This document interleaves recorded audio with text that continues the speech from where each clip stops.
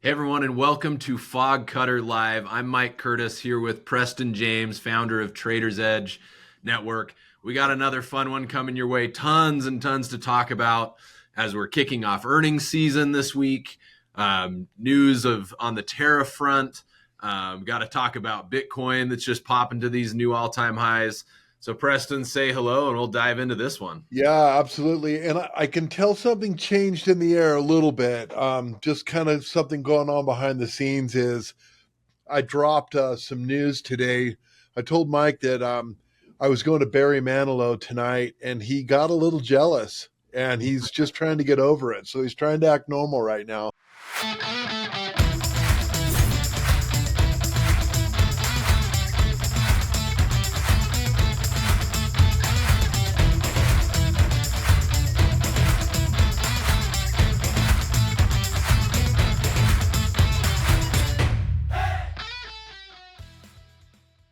To kick things off, the market had a little bit of a pause last week, which really was to be expected, right? I looked at our last swing low, June 23rd, and we just really ran until July 3rd. Just covered a ton of ground where I think the S&P was up like 6%.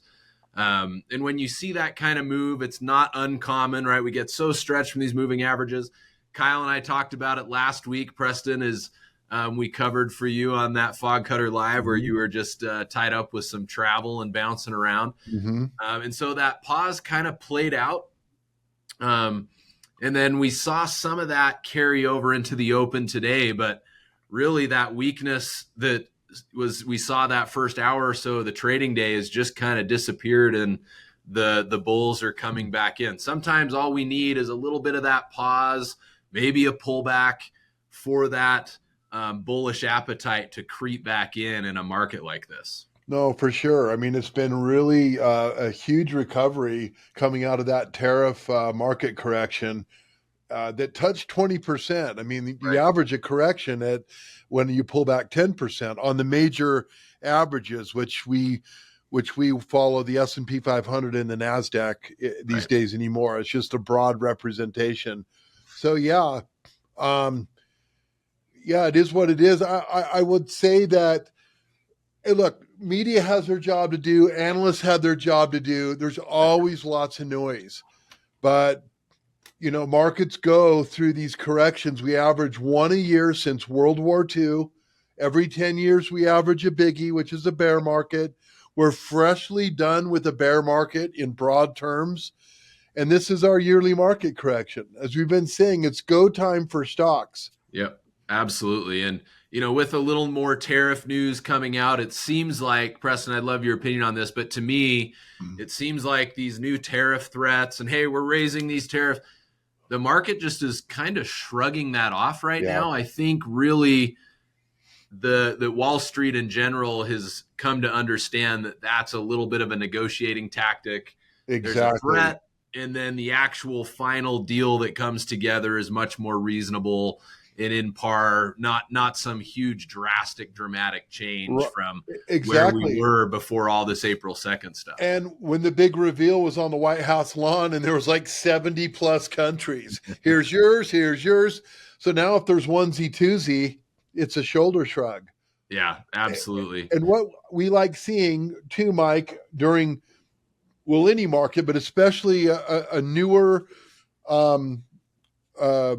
a recovery from a market correction, uptrending as we're seeing, we love to see on the market pullbacks in general, and definitely in the individual stocks we're looking at, but as they pull back, to just note what the volume's doing. Definitely. A healthy pullback, you'll see lighter volume in general. That's what you want to see, kind of textbook. And only to see volume coming back for it as the uptrend resumes. Yeah, definitely. Good point there. And then the last little piece of news to talk about, Bitcoin. I mean, this morning it cracked 123,000. It's kind of pulled back a little bit. That's new news to me. I saw it at 121, but I was in the car this morning and look at that. Yeah, buying came in. I'm getting texts from my daughter. Dad, have you seen Bitcoin? It's just been on a tear. So I know, Preston, you've had some exposure there. I've had some. It's a good piece to have in the mix. Not that you'd put all your eggs in that basket, but it's Right. been a great one for you. I know this last year, Crypto Kyle here on our Trader's Edge crew, he helped Thanks step to in Crypto last week. Kyle. He's loving this as well. So fun to see that. And for me, that's been just part of this bullish market. The risk on has been back, where people are just getting money back in the mix these last couple of months. And technically, I mean, it's had what you would call, looking back at it, a healthy consolidation period. I mean, it deals with a lot too, and now it's breaking out from there. Yep. And it'll be interesting for me to see that last consolidation it kind of sat in, where if that kind of becomes this new floor, right? Where that 105, 110 level, it felt like it was kind of bouncing around. If that kind of becomes the new baseline, and this thing just continues to kind of stair step higher from here. So just looking ahead into this. All this too, Mike, just on a recent cover of Barron's, it was all about the ETF world and how ETFs can get so popular. And I know this was with gold forever, where people maybe didn't want to.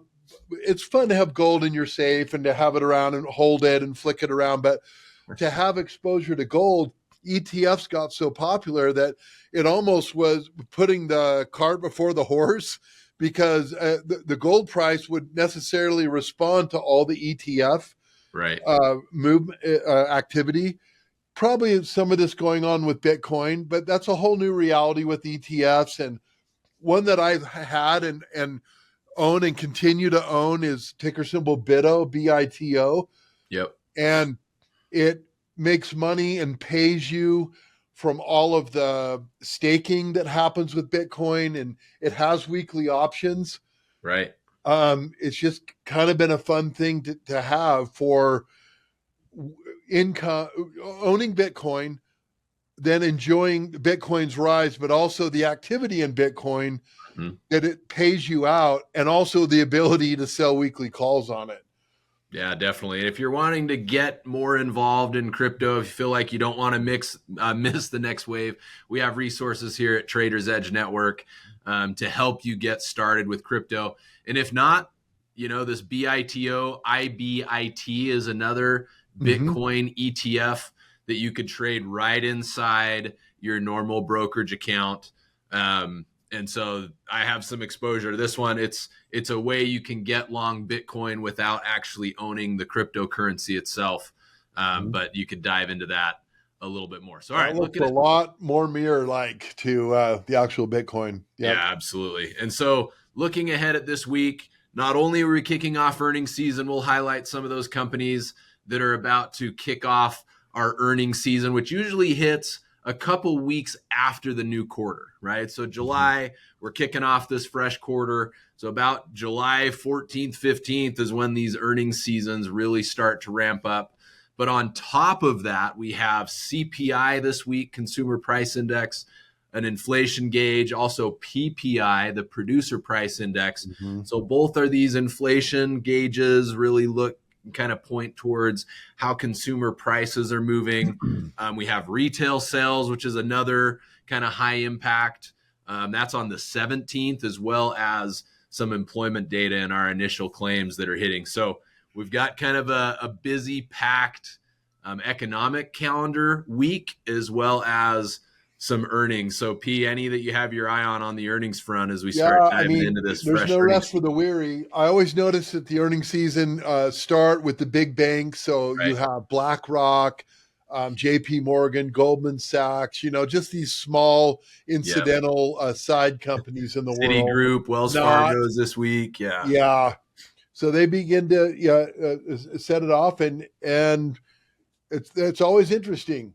And especially coming out of the market correction. I mean, this is just going to be more volatility. And I mean, we don't really know what they're going to announce, and B, what they're going to set for guidance going forward. That seems to be the real marker. Right. For any company. As soon as they announce earnings, that's all in the past now.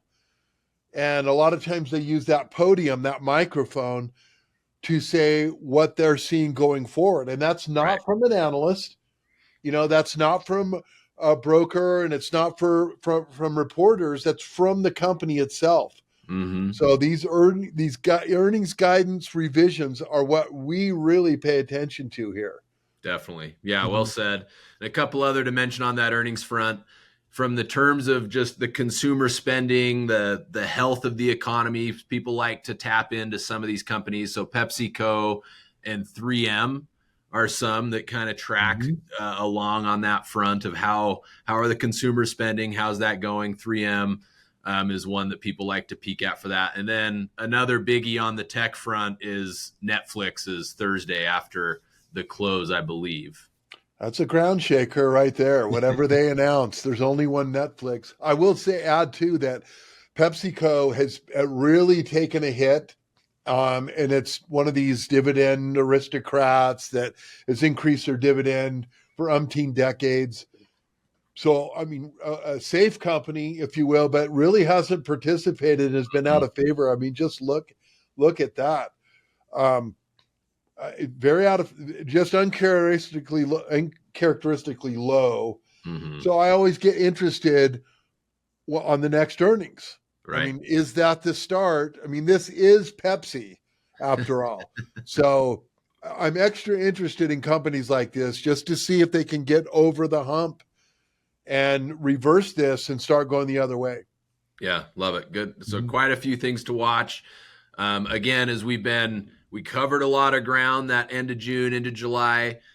We talked a little about it last week in this podcast, just to how we go a little more defensive, right? Looking to sell calls where we can, tighten up some puts where we can.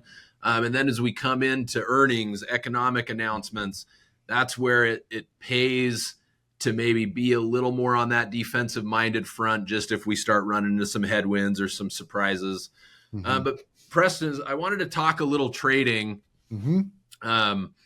And, we love the money press. It's our money maker. It's kind of our bread and butter. But in times like these last couple of months, when the market is just really strong, really bullish, we'll favor a little more directional trades. I mean, we still have our money presses in the mix, of course, but we'll stack our portfolio with a few more just directional trades, long calls, for example. Absolutely. Maybe just owning some shares of stock. And so one that has been a fun one, you made me aware of it a couple months ago, and I know you've traded it in front of our small account mastery group, is that NBIS. I thought it'd be fun to talk through, one, what got you interested into it in the first place? What kind of drew your attention into it? What made you like it? What made you want to start a position on it? And then two, how you kind of manage that, especially after the pullback that it went through last week. So maybe we could pull that chart up on the screen and you could kind of guide us through what got you interested into that. Yeah, I really pay attention to when these market corrections happen, and did not know this would be an opportunity. It came up and started tapping me on the shoulder. And one thing to realize when we go through market corrections, it takes 3 out of 4 stocks with it. That's why we care. But it really punishes the newer aggressive growth companies. And this one has not been publicly traded for that long. It happens to deal with AI, cloud storage, it has all the buzzwords, but the market correction really, really punished this company and other companies like it. Younger, aggressive growth names. I call them companies full of promise. There's nothing wrong with being full of promise. We've all had young kids and we love when I want to be an astronaut. I want to be this. I mean, you're not going to poo-poo that. They're full of promise. It might not be realistic, but they're full of promise. There's nothing wrong with that. But market corrections pummel company full of promise. The ones that are full of profits, well, they suffer too, but not as much. So, but what I noticed is as the market correction was kind of going through its paces, this company was rising and actually started tagging new highs after this market correction. And that's what sat me up in my chair.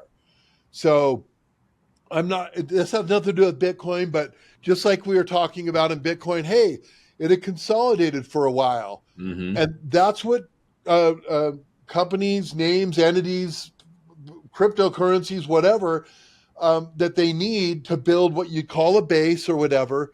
Right. But that's what this one has done. And oftentimes coming out of market corrections, if someone wants to make a note of this, the market will serve up new leading names coming out of corrections. And oftentimes they will be new to you, and that's fine. You know, did Microsoft recover from the correction? Yes. Did it go through it? Yes, along with a lot of other names that we recognize. But I'm especially keenly aware of newer names that are coming up and making new highs coming out of corrections. Wow. Right. And then it's at that time that I'm curious to say, well, what did they do? And I'm glad this company wasn't a pipe fitter or a pallet maker. I mean, that doesn't really interest me at all, or that makes candy. I mean, this happens to have all the buzzwords. Wow, a new name coming out of a market correction. So I like getting aggressive. Back to your point, Mike, and also finding out that it does have weekly options. Yep. That's another little check mark in the right column of the market sees that this company is very interesting, or else the powers that be would not offer weekly options. There's not that many companies with weekly options. Yep. So it's almost a telltale sign too. Wow, there's interest in this name. But back to your point, this is not a money press opportunity. Again, with the special circumstances coming out of market correction.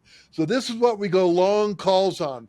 And to boil all that down, buying plain vanilla call options. That can go out in time with what's called a leap, which is at least a year. Those are long-term options. But in the case of the small account mastery, we came out and we bought the September call options because we're not together that long with small account mastery. And we only have a limited amount of money. And I've got some exposure to Nebius and other accounts. It's longer term. And today, incidentally, and this would just had this pullback just recently, but it stayed above the 50-day moving average. The volume started to dry up some. Yep. And incidentally, today there is, it's probably the most prominent member of the analyst cartel, but Goldman Sachs is out today slapping a big upgrade on this name. Right. But I'm in it way longer so this is just a shorter term little activity. But back to your question again, why do you stay with them?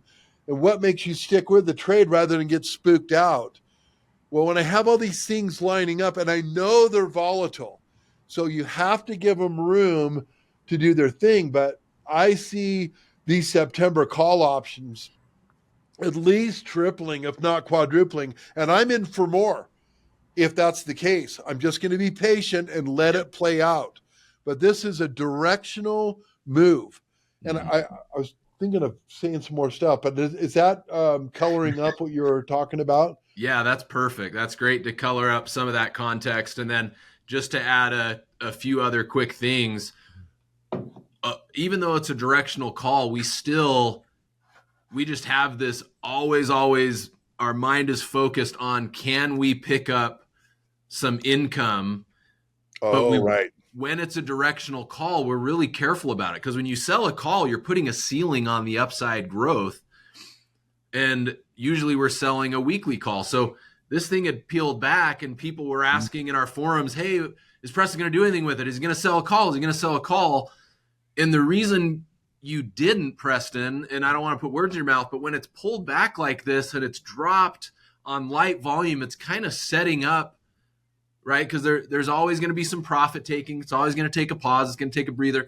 But a lot of times it sets up to make its next burst, its next move higher after a pullback like this. And I mean, it's up 15% today or something when I just peeked at it a few minutes ago. So we didn't sell that call. We didn't want to put that cap on it yet. But if this thing covers some more ground tomorrow, my guess is that's when you'll start coming in and thinking about, hey, is it time to try to scoop off a little bit of income, which isn't the main focus of the trade. The main focus is, let's buy this call, let's have it appreciate. But when it makes sense, if we've had some strength and it's covered some ground in 2, 3, 4 consecutive days, that's usually when we start thinking, hey, let's sell a call for some income. We keep the long call in place. We're still looking for that appreciation, but we can scoop up maybe a few $100 along the way by selling some call premium. Absolutely. What Mike's talking about here is actually a cherry on top of what's possible. I think a lot of people, maybe, I don't know, they are familiar with owning shares of stock. You have to own at least 100 shares, and then you can go to the option market and sell call options. It's a covered call, but you agree to sell your stock for higher, and in exchange for that, you get paid what that option premium is worth. So you're almost become the house, if you will. Going back to what we just started with, the Nebius long call trade is the Barry Manilow concert. I mean, but how do you better it? So you can put a cherry on top. And that's what this is along the way. And we don't know, Mike, you didn't create it. I didn't, Kyle didn't. But for some reason, the world is in a big hurry on betting on where stocks like Nebius will be a week from now. We don't know why. But what that causes is some really crazy premiums to exist. And that's what options cost. They call it their premium. But as this thing, like you said, gains some more ground, and if it gains ground 2-3 days in a row, that's probably going to fizzle for a little bit. At that point, we can be sellers of out of the money weekly call options. And what exists for a 1 week options on a Nebius is like $2 and $3 premiums for out of the money calls. And what that translates into is $200 or $300. So even with as little as one contract, you can be making $200 and $300 extra a week by selling out of the money calls, in addition to your growth in the long-term call. Wow. That blows a lot of people's minds, Mike, where I think we're so used to it. But it's kind of crazy that this exists, that we can do this with little to no commission anymore. It's crazy. Yeah, it's powerful insight. So hopefully you pulled a little nugget out of that discussion. It's just a trade that has been fun, went through a little pullback, and then was exploding higher today. So I thought that would be a fun one to highlight. And we had to share, we got a really fun message in from Robert H. from Lakeland, Florida. He's one of our WOW insiders. And in our insider membership, we have a few checkpoints, milestones is what we call them, for our members to kind of feel out how they're doing, how they're progressing. One is just placing your first live trade, for example. Another one is a $250 club.